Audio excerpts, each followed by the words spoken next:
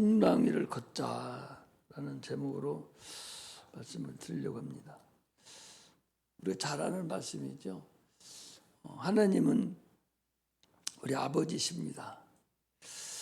하나님 아버지, 하나님, 우리 장로님은 기도할 때마다 하나님 아버지를 기도 한번 하면 10번, 20번도 더 하는 것 하나님 아버지는 좋아요. 그 하나님 아버지가 얼마나 귀하고 참으로 목이 메이도록 불러도 다음이 없는 분이 하나님 아버지신데, 그런데 그 하나님과 우리의 관계가 과연 실질적인 관계가 돼야 된다, 그 소리죠. 실질적인 관계, 교리적으로 또는 종교적으로 관계가 아니라 실질적인 관계. 하나님은 진리의 말씀으로 우리를 낳으셨느니라 라고 말씀하신 것 같이 하나님은 나의 실질적인 아버지가 되고 나는 그분의 자녀로서 참으로 신분이 달라졌죠. 당초에는 마귀의 종이죠. 진자는 이긴 자의 종이다. 베드로후서 2장 19절에는 말씀같이 또 로마서 16장 16절에는 같이 누구에게 순종하든지 순종하는 자의 종이 되는 줄을 너희가 알지 못하느냐 하는 것 같이 인간은 에덴에서 마귀에게 순종하고 마귀에게 짐으로 인해서 영원한 마귀의 종이 됐고 죽기를 무서워서 그래서 한없이 마귀에게 복종하고 살아가는 게 우리 인간들이었어요. 그러나 하나님께서 우리의 큰 사랑을 베풀어 주셔서 독생자를 내어주시고 죽기까지 우리를 사랑하셔서 그 하나님의 큰 사랑과 그 하나님의 열심으로 인해서 우리가 하나님의 자녀가 되고 하나님 우리 아버지가 된 겁니다. 이건 교리에 의한 것이 아니고 예수 믿으니까 당연히 그런 것이 아니고 이론적인 것도 아니고 오로지 실상으로 하나님 우리 아버지가 되고 우리는 그의 자녀다라는 것을 우리가 고백하는 신앙, 이것이 참 신앙입니다. 그래서 주신 기도에도 하늘에 계신 우리 아버지요 그랬거든요. 그 우리 아버지라는 얘기는 나의 아버지라는 소리가 아니라 교회의 아버지, 너도 아버지고 나도 아버지고 예수 피로 구원받은 모든 사람들의 아버지다. 우리 한 형제를 얘기하는 거예요. 형제가 5 있고 아버지가 계시면 다 아버지, 우리 아버지라고 부르듯이 예수를 우리가, 하나님을 우리가 부를 때 우리 아버지 이렇게 부르는 거예요. 우리에게 주신 생명은 아들의 생명을 주셨죠. 아들의 생명이라는 것은 하나님의 생명입니다. 그분이 창조주의 생명이고 조물주의 생명을 우리에게 직접 그분이 피 흘려서 죽으시고 내 피를 받아먹고 내 살을 받아먹으라. 그러므로 인해서 그 피로 인해서 내 영혼에 생명이 들어왔죠. 그 피에 의한 생명이 들어와서 우리도 예수님의 신적 권능이 우리도 나타나는 거죠. 그래서 하나님의 말씀을 받은 자들을 신이라 하였거든 그랬거든요. 하나님의 말씀이 뭐예요? 그 영이잖아요. 영이 뭐예요? 그게 말씀이에요. 말씀이 곧 하나님이십니다. 그게 빛이에요. 그게 피로 생명을 우리에게 들어오셔서 그래서 우리가 하나님의 생명을 직접 받았죠. 마태복음 그 7장, 마가복음 7장에 보면 수르보니게 여인이라고 나와요. 자기 아들이 간질이 병이 들었는데 지금 고쳐달라고 하니까 뭐라고 하는지 아십니까? 자녀의 떡을 개에게 주는 법이 없다고. 믿지 않는 자와 믿는 자의 차이를 개나 짐승으로 취급했어요. 그러니까 하나님의 생명이 있어서 하나님을 아버지라고 부르는 자들과 예수를 믿지 않음으로 인해서 하나님의 생명이 없는 자를 개 취급한 거죠. 자녀의 떡을, 내 자녀, 나를 아버지라고 부르는데 자녀의 떡을 내가 개에게 왜 주냐? 그 개가 누구요? 수르보니게 여인이에요. 예수를 믿지 않는 자예요. 짐승 취급을 해버리는 거예요. 이렇게 우리가 대단한 사람이라는 사실을 알고서 신앙생활을 해야 되는데 사람들은 그냥 별거 아닌 것 같이 그렇게 여겨요. 그래서 주님은 직접 말씀하셨잖아요. 하나님 말씀 받은 자들을 신이라 했다. 신적 권능을 가지고 있는 거예요. 신적인 능력을 같이 가지고 있습니다. 주님과 우리는 연합이 됐어요. 예수님은 신랑이 우리 신부로서 연합이 되었기 때문에 능히 심적 권능이 있죠. 그래서 귀신도 떠나가고 병든 자도 고침 받는 겁니다. 이처럼 생명이 있는 자와 누구 생명? 하나님의 생명, 예수의 생명이 있는 자와 없는 자는 참으로 구별되는 걸 알 수가 있어요. 그래서 예수의 생명이 있는 자는 이제 그리스도와 함께 영광에 이른다. 그리고 우리를 지금도 우리를 양육하시고 우리를 보호하시고 인도하시는 분입니다. 자신의 신분을 항상 생각할 줄 알아야 돼요. 내 신분이 하나님의 자녀다. 이런 거룩한 그런 신분의 자신감을 가지고 하나님을 대하고 세상을 살아가는데도 육체가 좀 어려우면 좀 어때요? 육체가 병 좀 있으면 어떻고, 육체가 좀 가난하면 어떻고, 육체가 좀 못생기고 좀 현찮으면 좀 어때? 영혼만 하나님 앞에 거룩하게 입맞추며 주님과 함께 살아간다면 육체 것은 뭐 영원한 것도 아닌데 잠깐 있다 없어질 것인데 거기에 일희일비할 필요가 없다라고 말씀을 하는 것입니다. 주님은 이 땅에 오셔서 헐벗은 그 가난한 자에게 자기 옷을 벗어서 입혀주시고 병든 자에게는 주님께서 대신 병을 짊어지시고 또 지옥 갈 그런 형편에 있는 죄인들을 위해서 형벌을 대신 담당하신 분이 우리 주님이셔요. 이게 자녀가 받을 권리입니다. 이것이 바로 믿음의 능력이고 능치 못함이 없는 하나님의 권세를 우리가 받은 자들이에요. 이런 대단한 능력이 있고 대단한 신적 권능이 있는 사람들이 참으로 육체 때문에 어려움을 당하고 살아가면은 아니 되죠. 적당히 우리가 어려움을 당한다 할지라도 그건 한시적인 것이고 우리는 나그네 삶을 사는 거죠. 베드로는 참으로 거부예요. 그런 돈이 많은 자입니다. 그런데도 땅 한 평이 없었어요. 그래서 자기 부인 사라가 죽었을 때 그 지역에 있는 사람들한테 땅을 사는 것을 우리가 성경을 통해서 봅니다. 그가 그런 부자고 나그네 삶을 안 사는 사람 같으면 아마 땅을 잔뜩 사놓고서 부인이 죽었을 때 자기 땅에다가 묻었을 거예요. 그런데 그는 그렇지 않았다는 것을 우리가 보는 것은 그런 나그네 삶을 살았다는 거죠. 오늘날 우리도 나그네 삶입니다.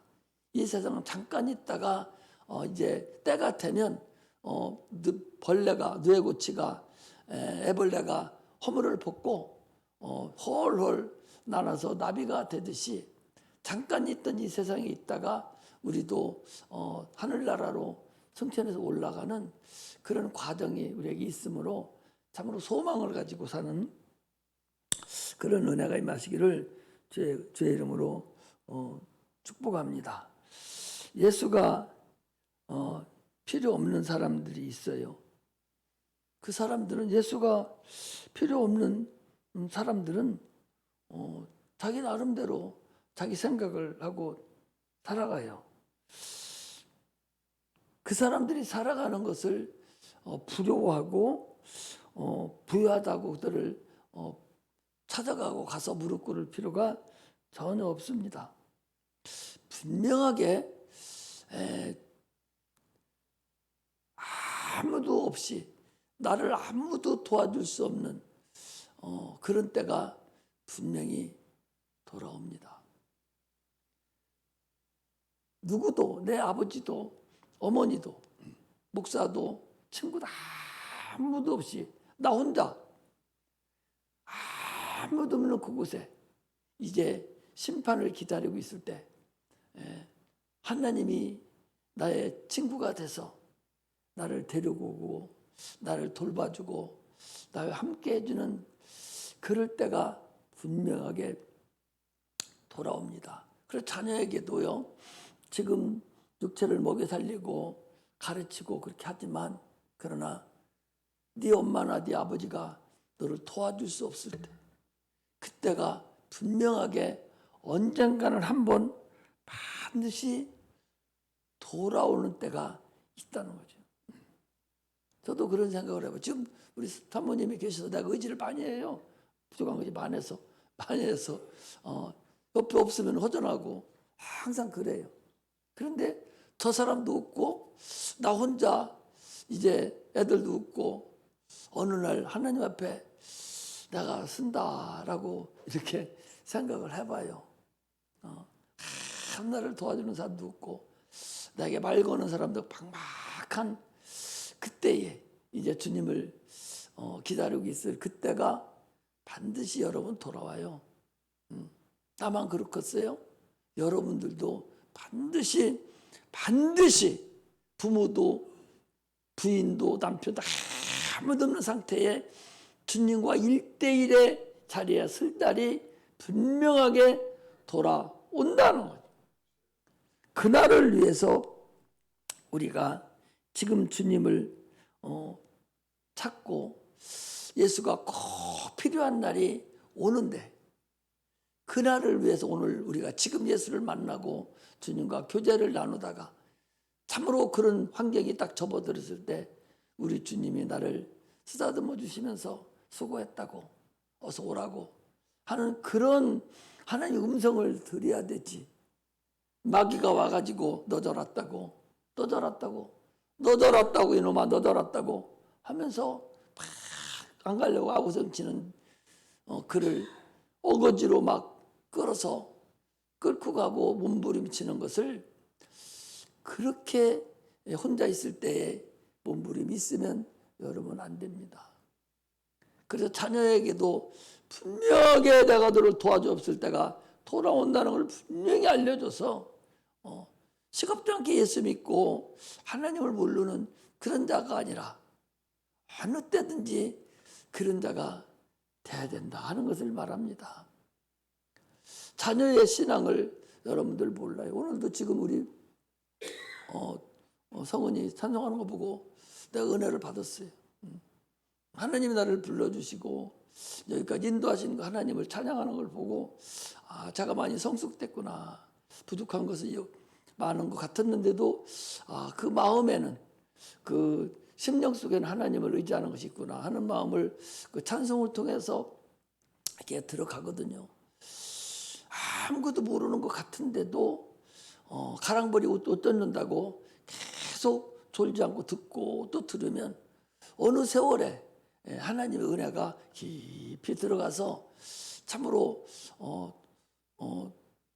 목회자로서 자기의 목사로서 이렇게 제자를 이렇게 보는 눈이 이렇게 보면 참으로 아름답고 예쁘고 그렇지만 또 어떤 사람은 보면은 전혀 하나님의 말씀을 못 알아듣고 그냥 허공을 치고 있는 걸 또 보면 참으로 안타깝게가 그지없어요.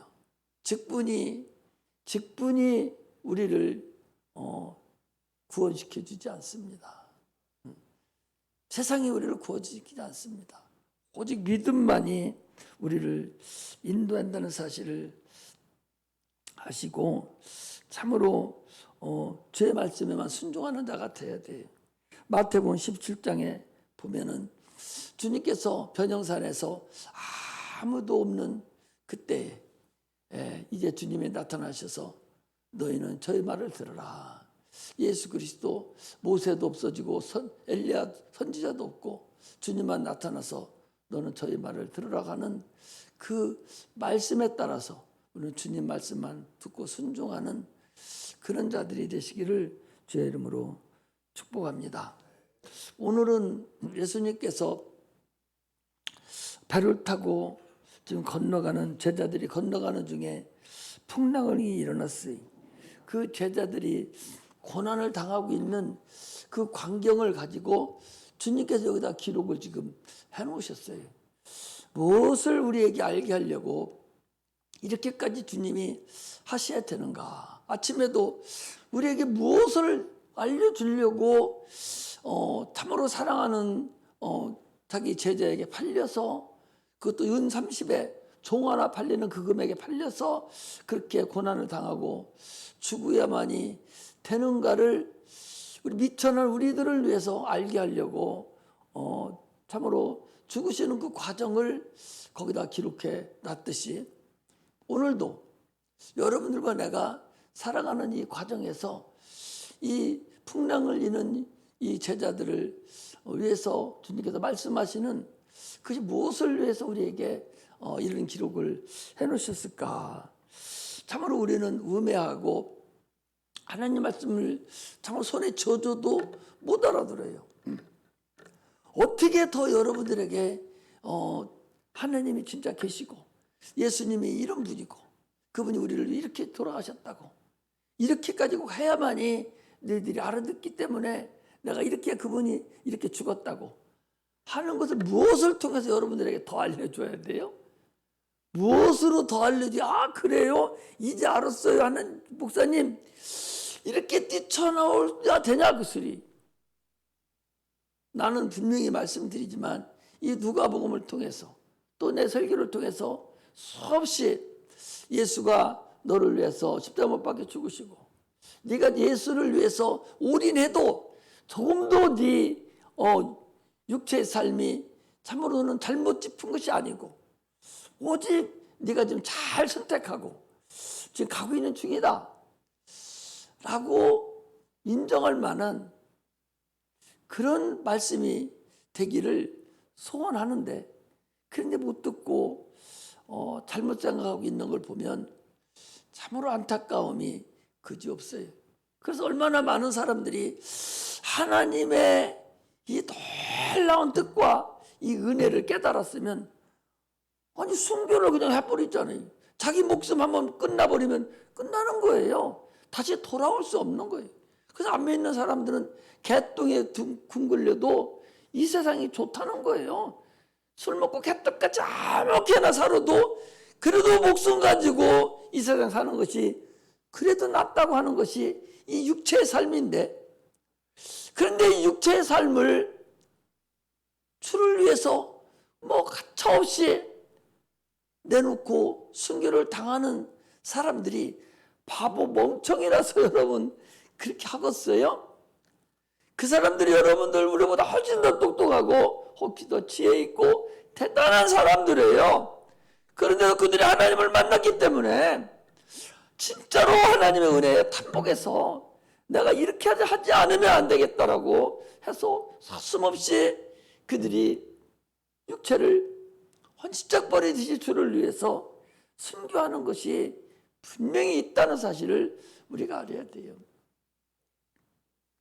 그래도 하나님께 올인하지 못하고 아직도 잘못 알아듣고 있는, 영적인 얘기를 하는데 육적으로 알아듣고 있는 그런 바보 멍청구리가 있는 걸 보면 참으로 안타깝기 그지없다는 것을 알 수가 있어요.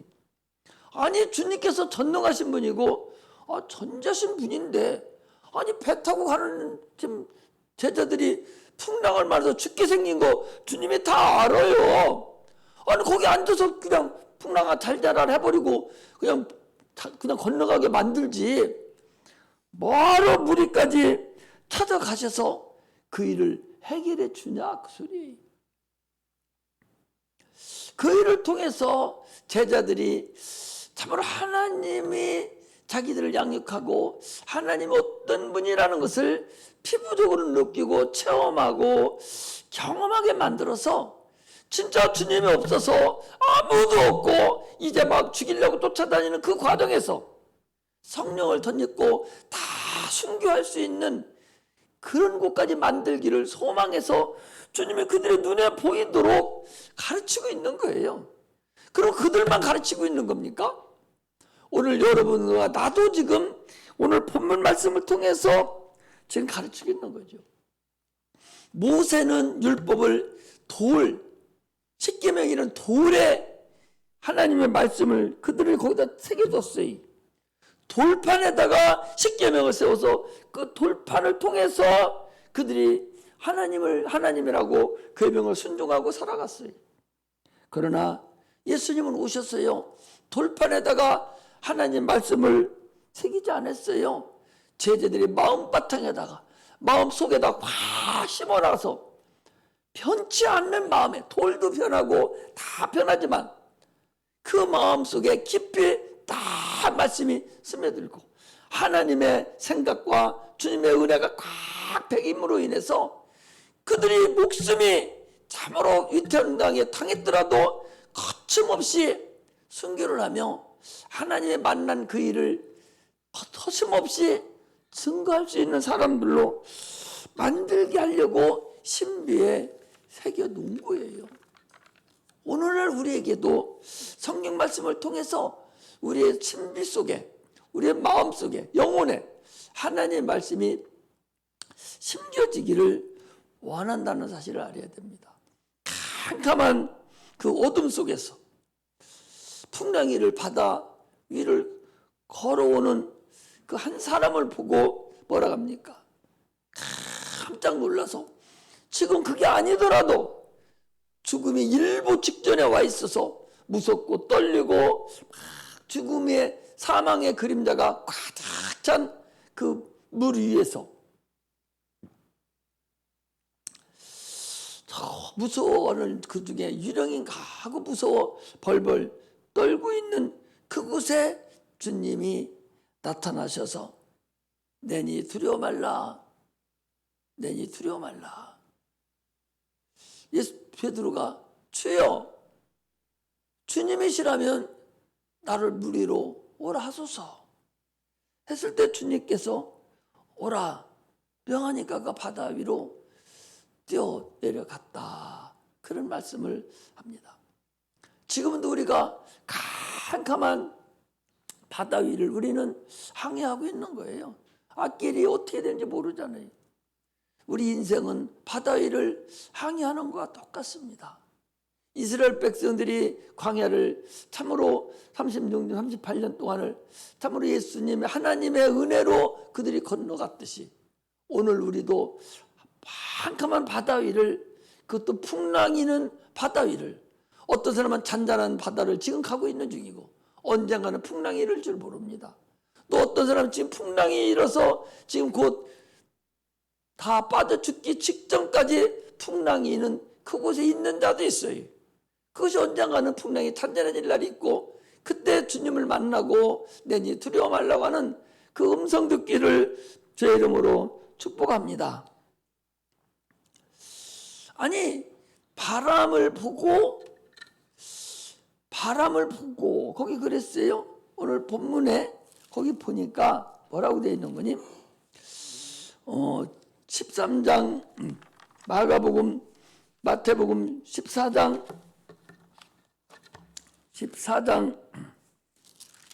거기 보니까 24절에 보니까 배가 이미 육지에 술이 났더나 바람이 거슬며 물결을 인하여 고난을 당하더라. 밤 사경에 예수께서 바다 위로 걸어서 제자들이 오시니 제자들이 바다 위로 걸어오심을 보고 놀라 유령이라며 무서워하며 소리치는 것을 예수께서 즉시 일러 가라사대 안심하라 내니 두려워 말라. 베드로가 대답하여 주여 만일 주시어도 나를 명하여 물 위로 오라 하소서. 오라 하시니 베드로가 배에서 내려 물 위로 걸어서 예수께로 갑니다. 예수님을 바라보고 가고 있는 중에 그런데 바람을 보고 무서워 빠져가는지라. 아니 바람이 보여요? 바람이 보인다는 말인가? 예수가 보여야 되는데 바람이 보이는 거예요. 예수는 눈으로 볼 수 있잖아요. 그런데 바람이 보여서 빠져가는지라 그랬어요. 바람은 사람의 눈에 보이지 않습니다. 바람은 내 육체가 지금 느껴지는 거예요. 환경이 지금 나에게 느껴지는, 이걸 바람이라고 볼 수 있죠. 보이지는 않지만 내가 육체가 느껴지는 거예요. 느껴짐으로 인해서 물에 빠져가는 거예요. 바람이 보이면 되겠어요? 세상 환경이 보이면 되겠어요? 세상 환경이 보이면 안 되죠. 예수만 보여야 돼요. 우리가 세상 살아가는데 환경을 바라보면 살 수가 없어요. 어떻게 살아갈 수가 있어요? 예수만 보여야죠. 이스라엘 백성들이 하나님만 보고 그들이 광야를 건넜듯이 지금 우리가 바다 위를 가면서 주님만 바라보고 가는 자만 올바로 끝까지 올인할 수가 있습니다. 신앙생활하면서 바람이 보여진다면, 환경과 세상의 모든 것들이 나에게 보여진다면 신앙생활은 실패하는 것입니다. 그 군인 가서 그 전쟁터에 있는 그 사람들이 전쟁에 나갈 때 그러잖아요. 나는 간다. 총알아 네가 비껴가라. 그런다 하잖아요. 총알이 막 들어오는데도 나는 총알이 무서워. 보이지를 않는 거야. 총알이 네가 비껴가. 나는 가니까. 이래야 전쟁에서 승리하고 무서워하지 않는다잖아요. 총알이 무서우면 어떻게 전쟁에 나갑니까? 천지가 빗발치듯 총알이 달려와서 나를 죽이려고 하는데, 그런데 총알아 나는 너보다 더 강하니까 너는 비껴가라 하듯이 오늘 우리의 삶이 나는 예수만 바라보고 가므로 환경아 네가 비껴가. 세상 너 비껴가. 오로지 이렇게 주님만 바라보고 주님만 의지하고 살아갈 때 이게 바로 승리하는 삶이라는 사실을 우리가 알아야 됩니다. 주님은 우리에게, 이 베드로에게 뭐라고 했습니까? 믿음이 적은 자요 그랬어요. 환경을 바라보고 지금 물을 보고 풍랑을 보니까 바람도 안 보이는데 막 느껴지는 거야. 지금 죽을 것 같은 거예요. 그러니까 빠져간 거예요. 믿음이 적은 자요 왜 의심하였느냐? 믿음이 없는 자요 하고 믿음이 적은 자는 달리죠. 그런 믿음이 있어서 부리를 걸었습니다. 주님의 말씀에 순종해서 걸어갔어요. 그러나 믿음은 계속적으로 주님 부르시는 그날까지 믿음은 계속적으로 진행형이에요. 완료형이 되는 것은 하나님 나라 갔을 때 완료형이고 계속 진행해 가는 거예요. 믿음을 끝까지 유지시켜 가는 거예요. 기도를 했어도 그 기도한 대로 믿음을 계속적으로 그 믿음을 유지하는 거예요. 계속. 그래야 응답이 오는 것이지. 기도해놓고 가다가 말아버리면 물에 빠져버리는 거죠. 더 이상 갈 길이 없잖아요. 이처럼 우리는 믿음을 계속적으로 유지시키고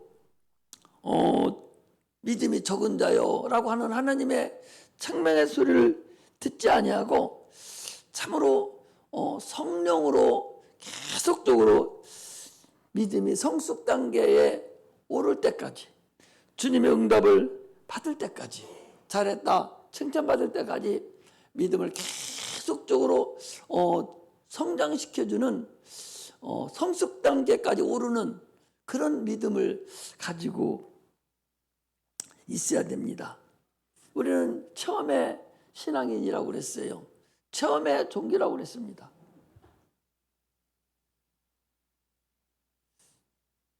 이 설육중 여인이 예수님이 그 많은 사람을 밀치게 달치게 하면서 제자들이 호루라기 부르면서 야 저리 가라고 막 그러고 얼마나 많은 사람들이 예수님을 이리 부딪히고 저리 부딪히고 옷자락에 부딪히고 손에 부딪히고 얼마나 그랬겠어요. 그러나 그 사람들이 병난 샀습니까? 주님 만났다 갑니까? 그렇지 않아요. 믿음 있는 혈루증 여인만, 그 많은 사람 중에서 내가 주님이 옷자락만 만져도 나는 낫겠다. 그런 많은 사람들, 남자들이 있는 속에 그런 갈 수 있는 자가 아니에요. 혈루증 여인은요, 문둥병하고 같아요. 저주받은 그런 병입니다. 그래서 같이 있지를 않는 거예요, 사람하고. 근데 감히 의인이라고 하시는 주님 앞에 어떻게 갑니까? 그럼에도 불구하고 그 믿음이 있어서 주님 옷자락만 만나야 되겠다고. 여러분, 옥탑을 깨트린 그 여인도요, 그가 그 유대인, 그 바리새인 집에 들어갈 수가 없어요. 바리새인 집에 그가 어떻게 들어갑니까? 저가 누군가, 그가 창녀인데, 저가 죄인인데 이 방에 어떻게 들어갑니까? 못 들어가요. 그러나 믿음이 있는 자는 끝까지 들어가서 주님의 발에 향유를 붓고 자기 머리를 씹는 그런 엄청난 역사가 나타나요. 이게 믿음 있는 자들이, 성경은 우리는 끝까지 볼 줄 알아야 돼요. 그가 들어갈 수 있는 사람이 아니라니까 못 들어가는 사람이에요. 그런데도 들어갔거든요. 성경 들어갔다고 그러거든요. 믿음 있는 자는 그런 신적 권능이 있어요. 하나님이 들어가기 위해서 만나게 되는 경우가 있다. 여기 이 혈루증 여인도 주님 만날 수 있는 사람이 아니에요. 야, 너 저리가 동토 받았어. 이렇게 하는 사람인데도 불구하고 그 많은 사람 중에서 정상적으로 손도 못 받치고 오직 주님 옷자락 하나만 살짝만 만져도 내가 낫겠다. 많은 사람들이 찾아가서 돈만 다 허비하고 낯을 내고 그 애를 썼는데 계속적으로 생명이 흘러내리니까, 피가 흘러내리는 혈루증이라는 것은 피가 흘러내리는 거예요. 계속적으로 흘러내리면 죽지 사람입니까? 생명이 흘러내리니까. 그런 저주받은 병이거든요.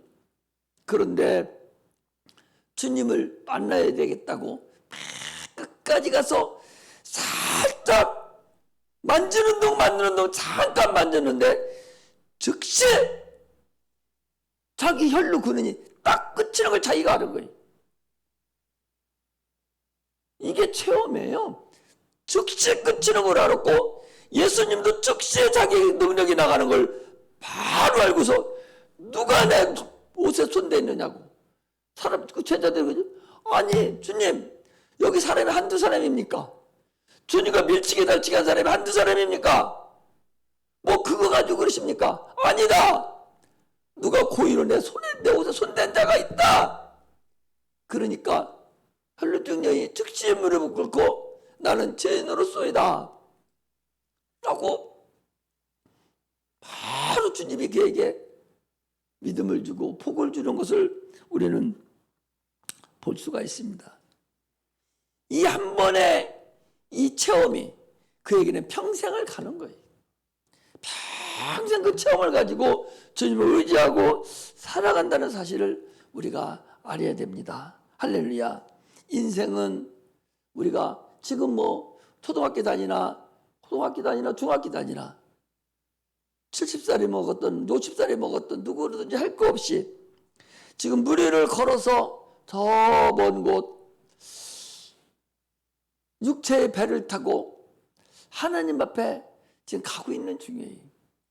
어떤 자는 거짐 다 온 자도 있고, 어떤 사람은 아직 한참 더 가야 될 사람도 있고, 그러나 누가 됐든, 그러나 지금 무리를 자기 육체라는 배를 타고 건너가고 있는 중은 같은 것은 사실입니다.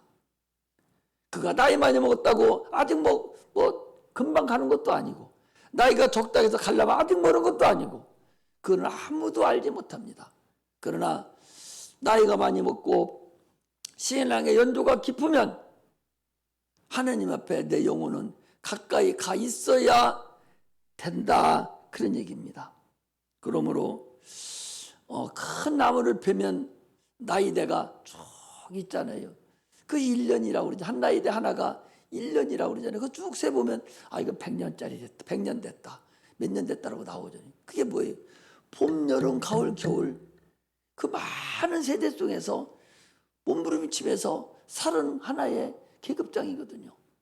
우리도 인생도 봄, 여름, 가을, 겨울을 맞추면서 내 육체가 계속적으로 저 항해를 하고 나가는, 무리를 항해하는데 그 배가 뭐냐? 우리 육체가 그 배가 고장나지 않고 참으로 건전하게 하나님 인도하심 따라서 가야 된다는 사실을 알고서 가야 돼요. 그래서 그 길을 가는 그 길은 체험이 아닌 이상은 갈 수가 없는 길이에요.